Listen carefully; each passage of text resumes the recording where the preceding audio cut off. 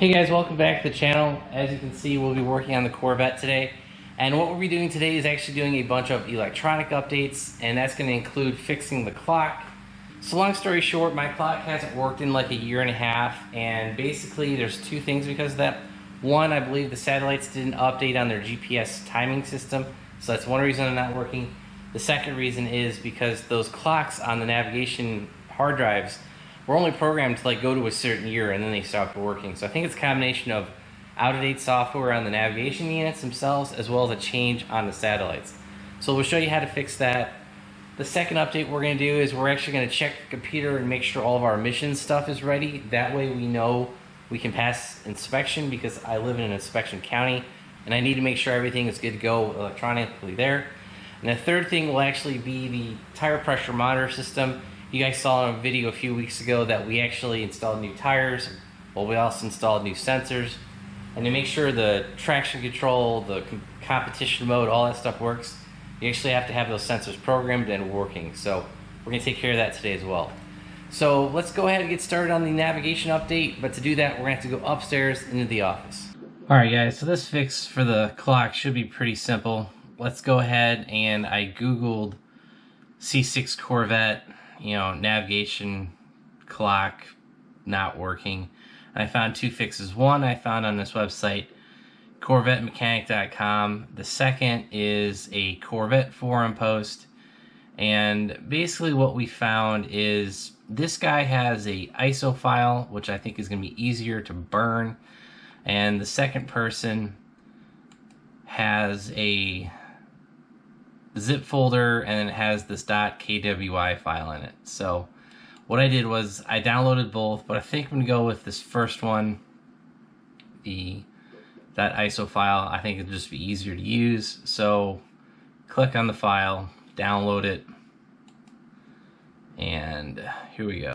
Alright, so I have the file in its own folder. I just called it nav, and basically what we're going to do is right click on it. We're going to say burn disk image. You are going to need a CDR. I seriously haven't used one of these in probably 10 plus years, so I happen to have the last part of a stack. Put your blank CDR into the CD-ROM. We're going to go back to the computer, burn disk image. You select your drive and hit burn. So I don't think this should take too long. Alright, so the CD-ROM burnt it. It took approximately maybe 3 minutes to burn this disk, so nothing too long or too crazy. Kind of a waste of a CD, but this will fix your clock. Alright guys, I have two apologies before we start the rest of this video. One, the interior in this car is filthy. I just have not had time to dust it and clean it, and everything's just real nasty. And two, I am actually having the exhaust rub on the fuel tank, those metal shields that we had to drop. It's rubbing on that a little bit, so you'll be hearing some noise from that. So, but to pull this up, I pulled up the website, that Corvette Mechanic website. I'll include a link down below. So we've already done the disc part. We've done that. We're on step number 8. Make sure the vehicle is outside, engine is running. So eject the navigation disc, so we'll go ahead and do that. That'll be the DVD. Alright, so that's that. So we have our CD nav fix CD that we created. Let's go ahead and stick that in there. Alright, insert the disc. Should automatically update. Alright, see, it's automatically loading. So it's preparing to load the system install. So this might take a few minutes, I don't know. And basically, I'm reading the instructions here on the website. It's like, this is an auto update. There's no menus or anything to press. Once the update is finished, what we're going to do is simply remove the disk. You should be done. Alright, so actually the CD just gave me a failure update. It was like halfway through updating it and it said it was like the wrong version, which is kind of weird. Well, as you can see, the clock is working. I don't know what the hell. I'm just gonna say this. It basically ran maybe 5 or 6 times and it worked. So I don't know. This is a really weird update. I literally had the car running the disc. I put it in like you guys saw. We let it run. I got a system error. It restarted. I got another system error. I didn't touch it. It kept giving me a system error, system error, system error. Finally, the last time, it actually loaded the entire bar. I guess it did its update, and then it just went back to the screen, but the clock wasn't working. So I turned the car off, turned it back on, and now the clock's working. Hey, you know, for the cost of that disc and maybe 15 minutes of your time, you know, we got the clock back and working. So, but now that we've got that working, let's go ahead and do the other 2 things on the inside. To reset the tire pressure sensors, make sure the car is in accessory modes. So go in, make sure accessory mode's on. All right, we're good. The second step you're gonna need to do is press lock and unlock on the key fob. So, all right, the car honked. Now we're gonna need our tire programmer. You guys have seen this in multiple videos in the past. Start with the driver outer.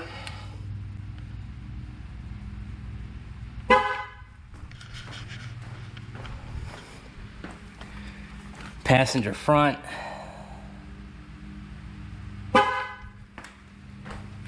Passenger rear.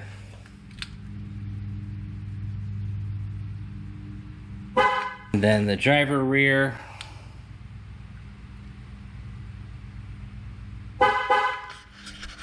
Alright, so you heard that double honk.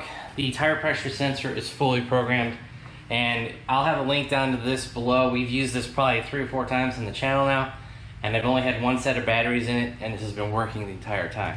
The first I want to show you is actually the traction control system. You know, this stuff's all working now. I can turn it off. I can, if you hold it down.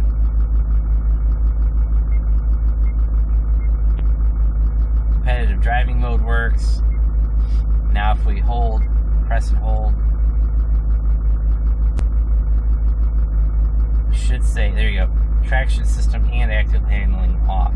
Now let's go ahead and plug in our Bluetooth adapter, the torque application, and make sure all the electronics are set to where they need to be. Okay, so we have torque loaded. I think it's still trying to connect to the car. Alright, it's getting information, revs. Let's go to real-time information. And this is the section we're looking for, the emissions readiness DTCs.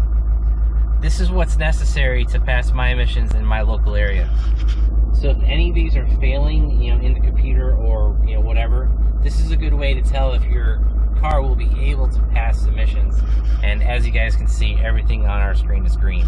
And also the other update, with the Bluetooth dongle, obviously I had unplugged the Aeroforce interceptor. This gauge doesn't work anymore. Now I got a question for you guys.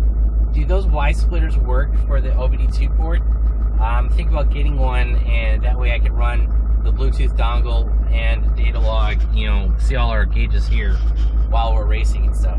I just wanted to see if you guys happen to know anything about those OBD2 Y splitters and see if they work properly. So now that we have everything figured out, the clock, the traction control, you know, the computer stuff, now that we're all done with that, let's go ahead and pull the car back in the garage and finish this project up. Alright guys, so that's going to be it for today's video. I wasn't expecting to have so many updates with the electronics, tire pressure sensors, the clock, all that stuff. I wasn't expecting all that to come, you know, all into place today, but hey, you know what? It happened to work out. So I hope this video helps you guys out fixing the radio. You know, if you guys have any tire pressure sensors stuff to replace, you know, that programmer works really well. As well as kind of an insight of what your OBD2 emissions, what they're looking for. At least that is applicable for North Carolina. I don't know what that would apply into other states, but if that little screen works in torque, you should be good to go, because if it passes that, it should pass what the basically the state sniffers are looking for, and you should be good to go. So on that note, we're going to end the video here. If you guys liked it, give it a big thumbs up. If you guys want to see more Corvette content, make sure you hit that bell notification button, hit that subscribe button. If you guys want to help support the channel, check out all the links down below. I'll try to have the Bluetooth dongle, the tire pressure sensor, and a link to torque, as well as the that CD navigation update thing. So also check out our website, BonecrrusherSS.com. Thanks guys. Have a great one.